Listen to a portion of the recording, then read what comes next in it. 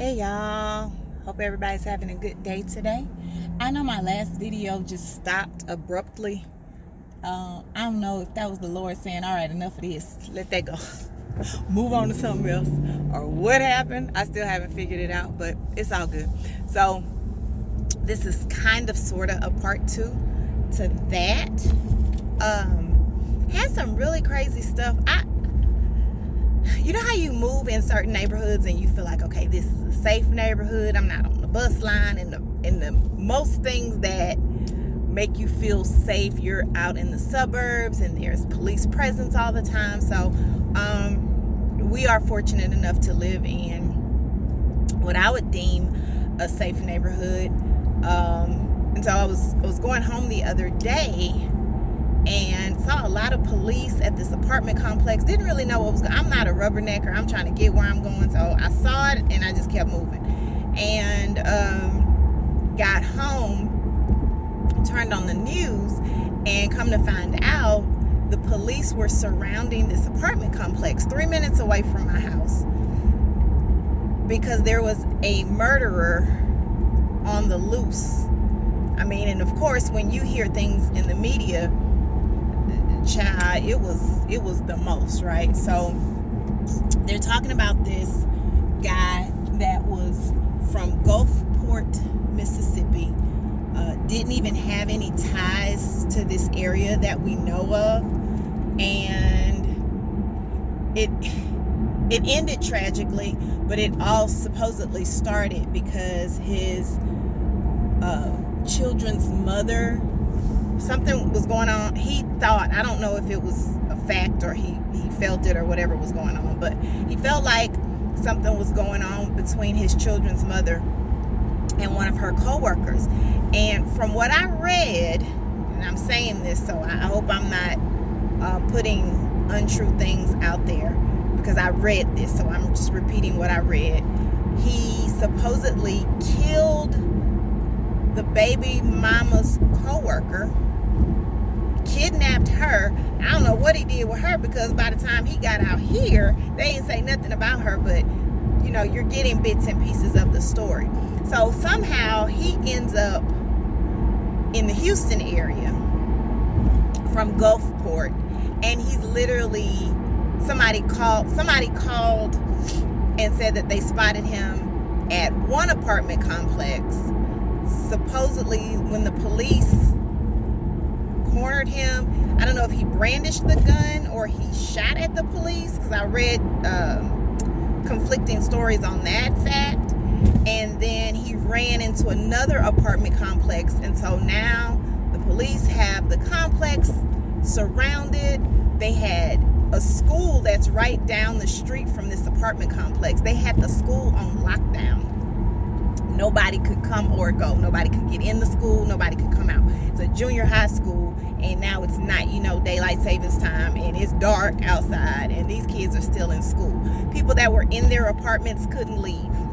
People that were trying to get home couldn't get in. It was like 40 degrees, and so they're sitting in their cars waiting to get in. From my understanding, they didn't release it until these people could get into their place or leave until 2 o'clock in the morning. I don't know how late they made the kids stay at the school, but long story short, this individual, I don't know if this guy's door was unlocked or what happened, but somehow the guy got into this man's apartment and it ended murder-suicide. Well, he killed this innocent man who was in these apartments for temporary housing. He came down here for a job, and thank God his family wasn't already here. They were still back in Midland. He just killed this man and then killed himself. So we were talking about on the last video senseless things, and I was really talking about protecting children. And my whole point in saying that first one was parents, mothers, fathers, grandparents, uncles, aunts. We have a responsibility to protect our children. If you see something, and I know they have this whole thing, if you see something, say something. Dude, sometimes it's not just enough to say something. You need to take action. You need to do something. You have innocent people that are losing their lives. You have children that are losing their innocence. And we talk about stuff, but when do we actually take any type of action? You see people doing things that they're not supposed to do, but we've got this whole focus on, that's not my business, I'm not getting involved. Again, studying this case law, there was another case where this lady had a stalker. They used to date, so he was an ex-boyfriend turned stalker, and she got a restraining order. I mean, that's a piece of paper. So, like, what you gonna say? Oh, this paper say you can't come around me. If somebody's crazy enough, they do not care about the law. They don't care about your restraining order, which is why I will always be one of those people who exercises my right to bear arms. I'm sorry. I don't care what y'all say. You're a Christian. You ain't supposed to have a gun. Lies. I'm going to have a gun. I'm going to have one in the car. I'm going to have one at the house. I'm going to have one where I work. Play with me. I have one at the church because it's too much crazy stuff popping off. I'm going to carry me a piece. People that know me and grab my purse and wonder why it's heavy, you ain't got to wonder. That's why it's heavy. Because I'm going to make sure that me and mine are protected. So I'm saying this because I just can't understand that we live in such a crazy society where you can't even, you can't leave your children with certain people. I was always very big on my kids. You can't sit in nobody's lap. You're not sitting in nobody's lap. You want to see me flip out? Let me walk in the room and one of my granddaughters is sitting on somebody's lap. Nowadays, it's not just your granddaughters, it's your grandsons too. You know, don't put my kids on your freaking lap. That's not going to happen. My kids will tell you, they're adults now, but the whole thing of, Mama, can I spend a night somewhere? We don't spend no nights nowhere. No, they come over here because I know what's going on over here. They gonna wake up with some oil on their head. I'm gonna pray for all y'all. All y'all gonna wake up with greasy foreheads. I done prayed over them children too. But no. You ain't spending no nights nowhere. You won't have, and this is what I've told my kids, and you judge me if you want to, but they don't have these stories. You're not gonna grow up and have no crazy uncle stories. You're not gonna grow up with all these issues and depression and stuff because somebody stole your innocence, because somebody touched you that didn't have no, you're not going to have that. We have to be, and then, yeah, I was labeled overprotective, but I had a whole routine with my children. Did anybody touch you? I want to know. And I would get so, because I would hear people saying, well, I never told anybody because he told me if I told, he was going to kill my mama. So with my kids, I would tell them, hey, let me tell you something. You need to tell me, be honest with me, did anybody touch you? Because if they touched you, I'm going to touch them. And if they told you they going to kill me, I'm going to kill them. Like, no, I need you to know I'm crazier than anybody else that could be coming around you, because I need you to understand that I am your protector. I didn't let my kids just go lollygag in everybody's house. You go hang out over there, y'all doing homework. She got any brothers? Her dad at work at night or in the daytime? Who else be there when you go over there? I'm going to ask questions. And now our kids will be like, that's my privacy. You ain't got no privacy living in my house. You don't have no privacy. You don't have no privacy. I'm the mother that will take the door off the hinges. There ain't no privacy. I need to know what's going on in this house. I just feel like as a society, we have to get back to making sure that we take care of people that cannot take care of themselves. Now that, I'm not talking about people that don't want to do anything. That's a whole nother story, and I'm not going to get into that on this video. I'm talking about children. I'm talking about elderly people. I'm talking about disabled people. It's our job. Like, you're supposed to help. If you have children, I don't understand how these babies, it's people that can't have kids, that want kids, that yearn for kids. If you get pregnant and it's an unwanted pregnancy, give your baby up for adoption. Don't have the baby, hide the whole pregnancy, throw the baby in the dumpster, all kind of crazy stuff. Let that little baby have a chance. That's my rant on that. But the thing that happened close to the neighborhood, so frustrating, because I'm not on social media per se. I will be on Pinterest I'm new to doing these YouTube videos. I don't have Facebook, I don't have Instagram, on Snapchat, I'm not doing any of that. But I am on, and I guess you could call it a social media, because it's a neighborhood app. And so it lets you know what's going on in the neighborhood. I like it because a lot of times they'll tell you, and for the most part, it's somebody's dog is lost, and do you know anybody who could come unclog my toilet for cheap? And but it does have some helpful things on there, like, you know, it's getting cold. Houston, in the Houston area, has a large homeless population. So sometimes people will get together and like, we're collecting blankets at this church. Would you be able to come out? Stuff like that. I'm all for it.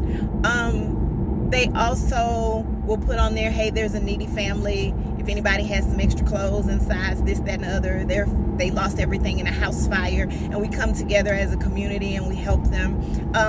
Sometimes they'll tell you, hey, if you're on your way home, don't come down 45 because I'm telling you it was a wreck and it's at a standstill. Well, that's helpful for me. So stuff like that. It's not usually the bickering and the back and forth and the tearing each other down that you see on, because I used to be on Facebook. Now I'm too old. I can't. My nerves, I can't even. It's just too much drama. I got enough going on within myself to I don't want to know what you ate for breakfast, lunch, and dinner. I don't want to know what the outfit of the day is. It's just not that interesting to me. So on the neighborhood app, and I guess because we're in a political climate, they're turning everything into politics. So this one lady was like, yeah, the Democrats trying to take away our right to bear arms. Y'all gonna keep voting Democrat. Go Trump. I'm like, lady, so you really gonna turn this man's tragic death? You really gonna turn this into a Trump rally? You really gonna turn this into, people are on there saying, you know, we're praying for this man. God, I can't even imagine. This man had a wife and 4 children. I don't know if they were grown children, little children, but it doesn't matter. My dad's still alive. Baby, when he closes his eyes, I don't care if I'm 80, I'm gonna cry like a baby because that's my daddy. So it doesn't matter if the person, you know, if his kids are young or old, but he left a family behind, and all he was doing was coming out here trying to make money for his family, and he loses his life. Senseless tragedy. Nothing about it is good. The whole thing, you know, they're talking about doing a candlelight vigil and all that's great, but nothing that we do is going to bring this man back. And this lady gets on there and turns it into a whole little political circus about how we need to, how is voting for Trump gonna stop stuff like this? I'm not gonna even get into it, but stuff like that just irritates the heck out of me. People are on there saying, I'm praying for him and I'm praying for his family. Y'all, we sending strength and prayers to the family.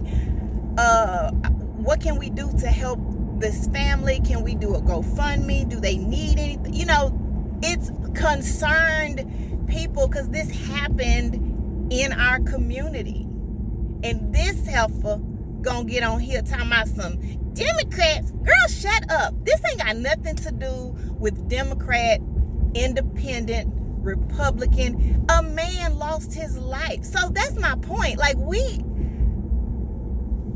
scrutinize every little thing. Could you not just get on there and say, even if you're not a religious person, I don't care what your beliefs are. I know what I believe, and I'm not gonna be, you know, you're not gonna make me say happy holidays. You're not gonna make me deny the existence of Jesus. I don't care. And hey, if YouTube want to take this down because I said that, then heck, take it down. It is what it is. But you're not gonna shake me. But if that's your thing, do you, boo-boo? And if you just wanted to say, we're hoping that, you know, she can recover from this, and we're sending our thoughts and whatever people say nowadays when they don't want to appear to be religious, then do that. But don't get on here and be like, oh, that's because the Democrats is just making us not have no guns.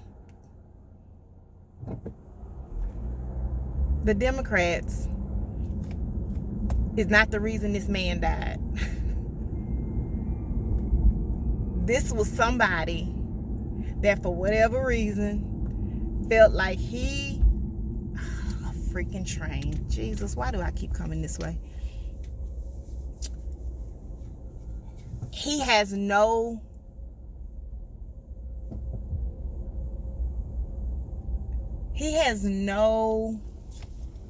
love of life, no value for life.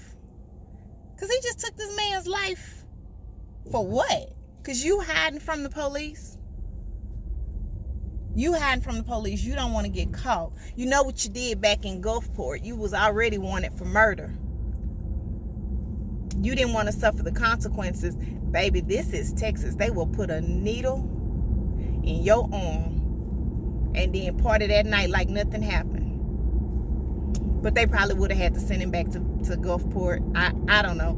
My point is, can we just, I know people have this whole thing about, we used to say, let's pay it back. And then it was pay it forward. But one day at a time, can you just be on the lookout for who you can do something nice for? I like the whole thing of random acts of kindness. That's good. But can we be intentional about it? Can we just be intentional about trying to help each other? And when I say help, everything is not monetary. Can I just strengthen you when you going through? Can you strengthen me? Can we realize that the people that we hold in high regard are still people and they go through stuff? Those of you who haven't talked to your parents in a while, if your parents are still alive, obviously, stop holding stuff against them. Parents are not perfect. Children are not perfect. You have so many diverse relationships, and we have these expectations of people. And and this is one of the things I didn't like reading. And I was telling somebody this the other day. I didn't like reading Cinderella and Snow White, and nothing that made it seem like I had to wait for somebody to come rescue me on a white horse.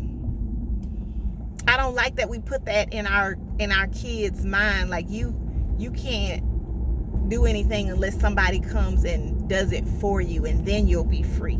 We have to teach independence. That's a whole nother story too. But be intentional. When you're trying to help somebody, be intentional. That's my whole little message for today. That's all I got. I'm gonna try to go do what I need to do. It is beautiful out here. It is 64 degrees, this car says. And there's a little bit of an overcast, but it feels good. It's a very beautiful day. And I hope you guys are taking advantage of the time that you have. Please, please, please, I pray that you heard something that I said. Don't just hear me with your ears, but hear me with your heart. We have to be intentional about the things that we're doing. You have short lives. The Bible says that it's like a vapor. It's here today. It could be gone today. I'm sure that man didn't wake up thinking, gosh, today's going to be my last day on earth. He was away from his family. When he left to come down here to go to work, I'm sure his wife didn't think this is the last time I'm going to see my husband. Treat people right. And you don't have to show up at their funerals regretting and saying, what if, and I shoulda, woulda, coulda. Be intentional. All right? That's all I got. Thank you. Y'all have a great day.